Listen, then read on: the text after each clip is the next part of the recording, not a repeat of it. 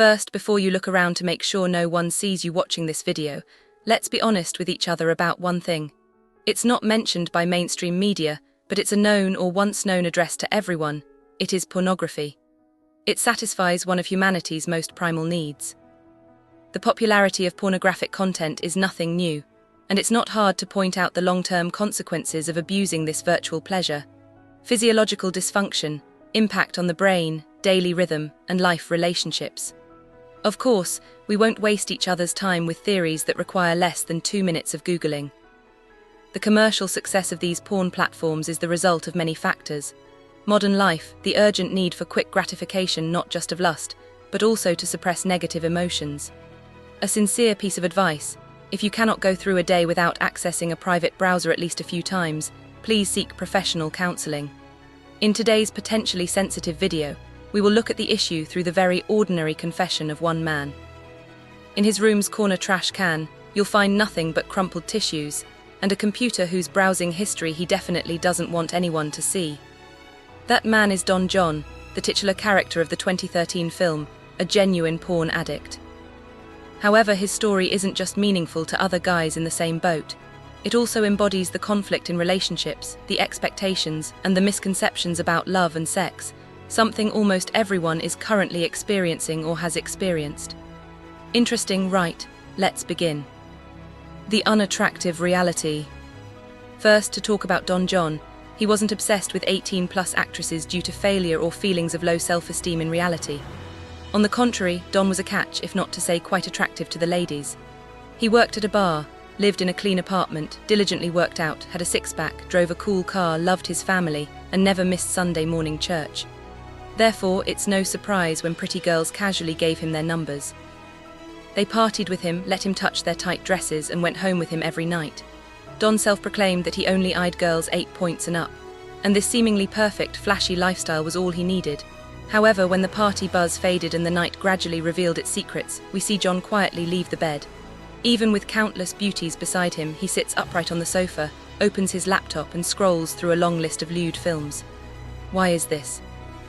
Don's answer is that real people aren't as satisfying as the staged scenes in videos. On screen, he can have anything he wants. Hot actresses with every type of look, every possible body measurement, and countless provocative positions with different names.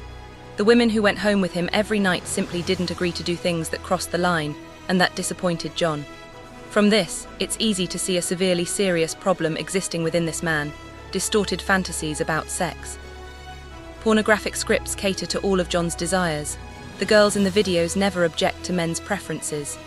They don't know how to refuse, and Don can completely immerse himself in a pre-written plot that climaxes in the final act. In reality, when the brain gets used to the intense stimulation that pornographic situations are designed to provide, we become addicted to high-dose dopamine. The reward system, the neural structure responsible for creating pleasure and motivation, subsequently becomes desensitized, continuing to demand a higher level of stimulation to be satisfied. The consequence is that real-life experiences, which are inherently slower and more complex, become less appealing. Reality completely pales in comparison to the fast-paced entertainment on the screen, and the differences between real women and those in porn become a stumbling block. Not only that, with the development of technology, finding and watching pornographic content is easier than ever. Jon has a compact laptop, and he can even watch on his handheld phone anywhere. We can compare modern pornography to a delicious, cheap, and ubiquitous form of fast food, but the long-term consequences on the body are similar to oil and fat. Tissues regularly pile up in the trash.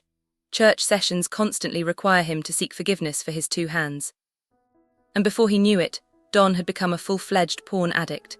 Is there a real reason behind Don becoming a devotee of these black films? It's hard to say it stems from just one fixed factor. However, the truth is, we live in a world where attention is a high-denomination currency. And the easiest way to get that attention is through direct or indirect suggestive images. Right from the first scenes, we see advertisements, entertainment shows, and music videos attracting viewers with seductive scenes.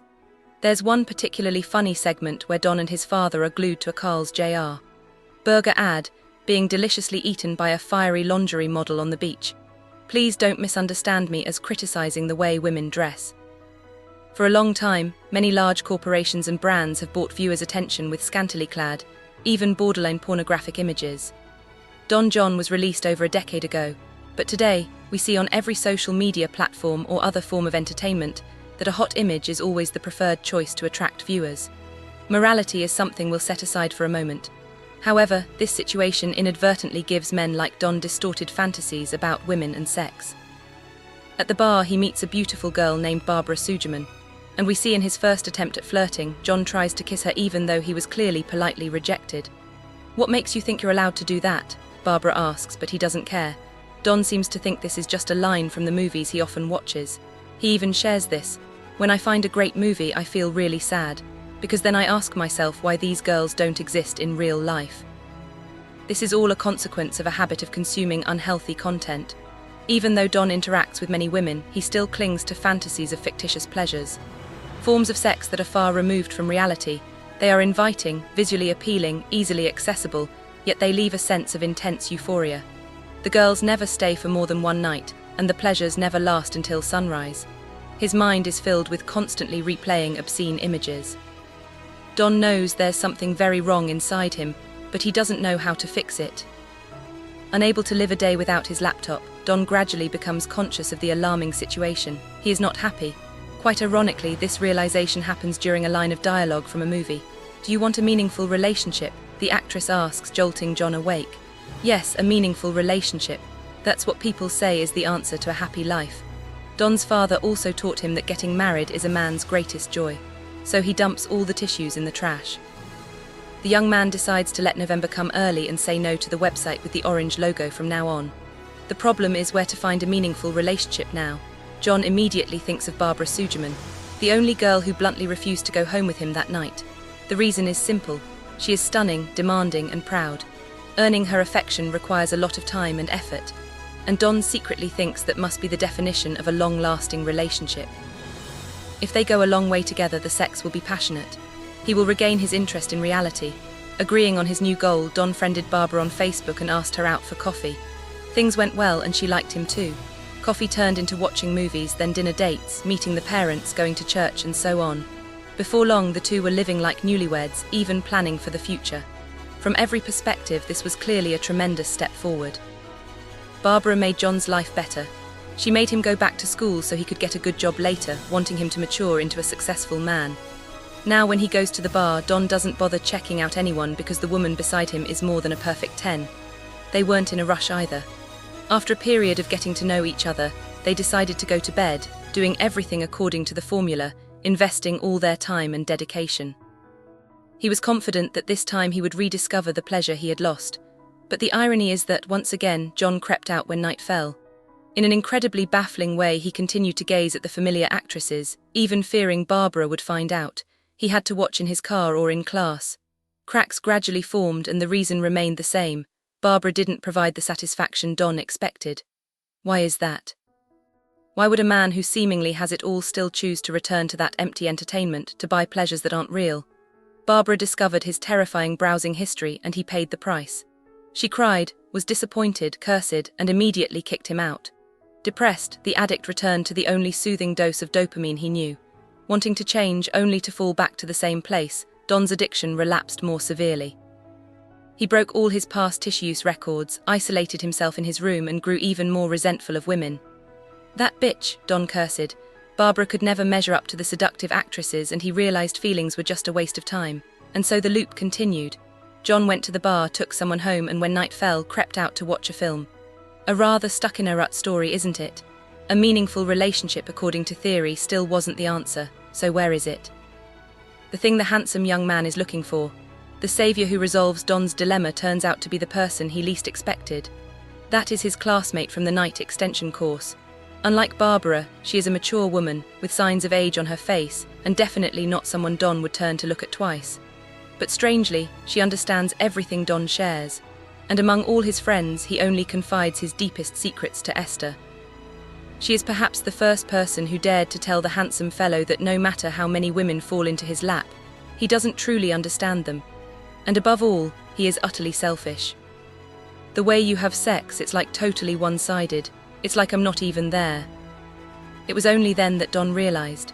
He sought a feeling of immersion, but he never asked if the girls he was with felt the same. He thought he was in a meaningful relationship with Barbara, but the goal was still solely about his own satisfaction. There's an interesting detail. Barbara also had distorted expectations of men. She was so addicted to cheesy romantic films that she thought true love meant sacrificing everything for your beloved. It had to be burning kisses, driving together down sunset boulevards, promising distant things. Bar didn't love Don. She just liked having a compliant Prince Charming so she could satisfy her need for control. So when she discovered her Prince Charming was engrossed with his laptop, Barbara acted as if it was the most disgusting thing in the world. So there it is. Ultimately, the problem is incredibly simple. We don't understand each other. We lie next to each other without knowing or caring what the other person is thinking. Pornography, advertising, media, social networks, and a host of other forms certainly have a negative effect. But they are only things that amplify what already exists within us, a fundamental fear that when we connect, we will have to face the other person's imperfections. This is clearly shown in the first scene Don meets Esther. She is crying, but he indifferently walks past because he doesn't want to get involved in bothersome matters.